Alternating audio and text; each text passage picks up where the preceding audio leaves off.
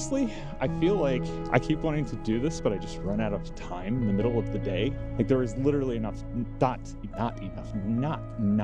time in the day for me to work and do this thing as much as I want to do this thing, even though like today I didn't feel like I had the time to do it, but I came out and did it anyway because honestly I wanted to play around with the slider, which my camera is still sitting on right now because sliders are cool.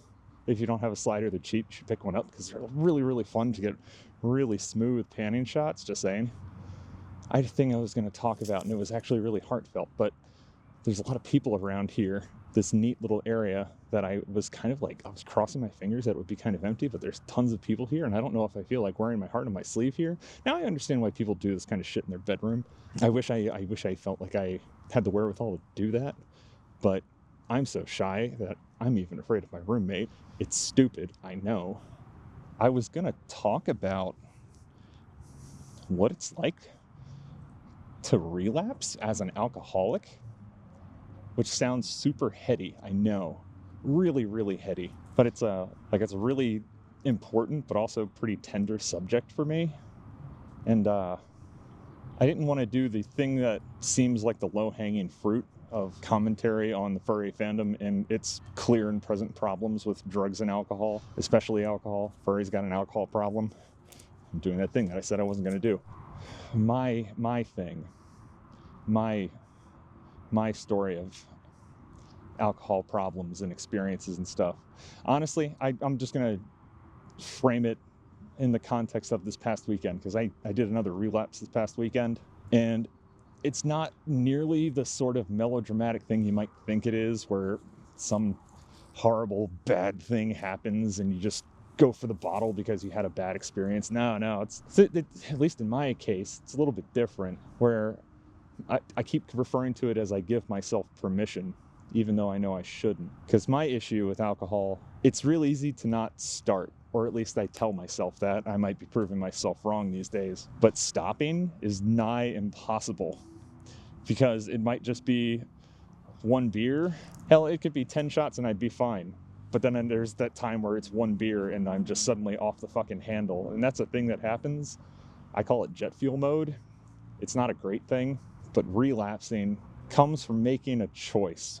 This weekend for me, it came from making a choice because I was having fun with friends and I was not drinking the whole night.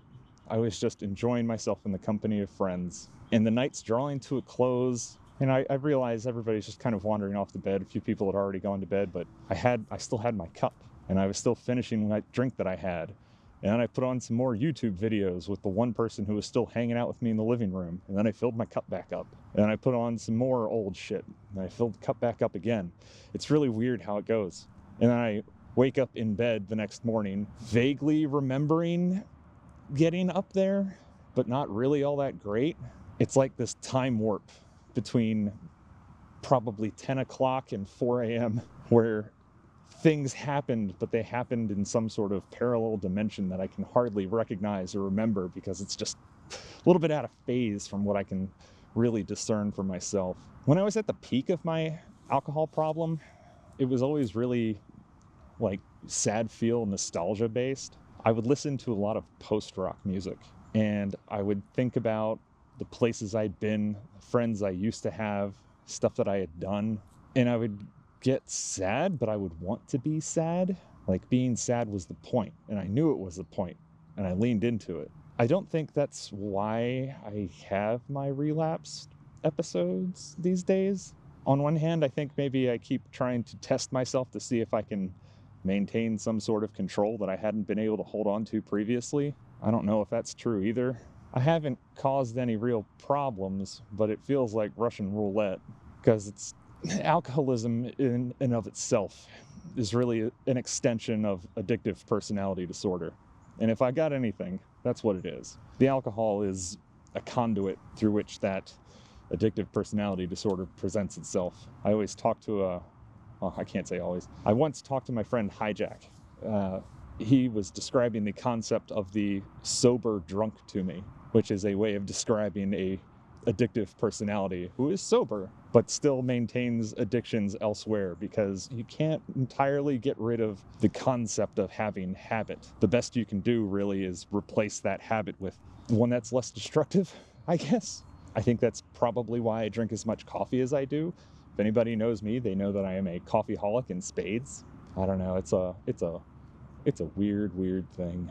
I feel guilt and shame that I let myself slip up again. I think that's a thing that's always gonna creep up because I made it 6 years totally sober. It's only been in maybe the last year and a half, 2 years, I keep kind of fucking up. I feel like I'm fucking up. I know I'm fucking up.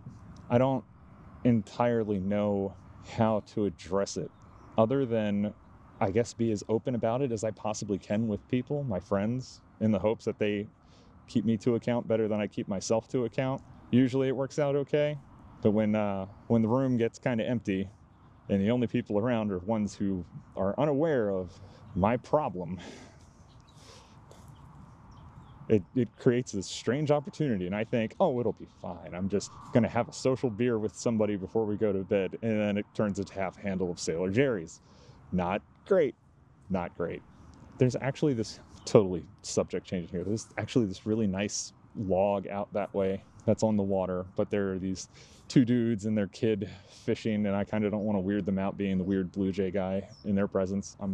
That's why I'm hiding in the middle of the woods here. We'll see how that goes.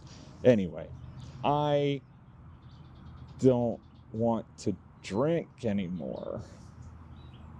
I'm tired of feeling like a dirtbag because I do it.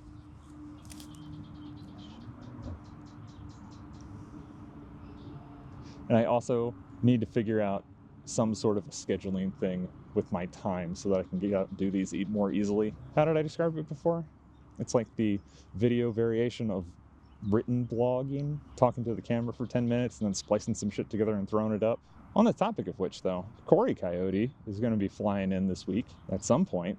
He won't tell me when. He wants to surprise me, because of course he does. It's what boyfriends do. They surprise you, I suppose. Even if that is not really part of my love language, but I'm not going to hold it against him. He's too cute.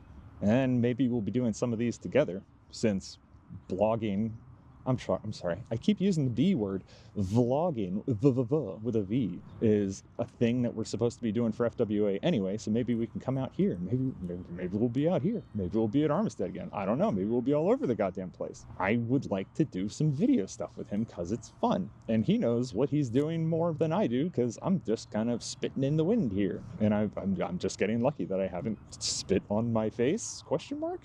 I might have spit on my face already, who knows. Anyway, I'm gonna keep this one short. TLDR, Seiko is not supposed to drink alcohol. He drank alcohol this past weekend. He doesn't regret it, but he feels guilty about it and recognizes that he shouldn't be doing that because Bird is bad at self-management. Okay, I'm gonna go feel bad somewhere else. Bye.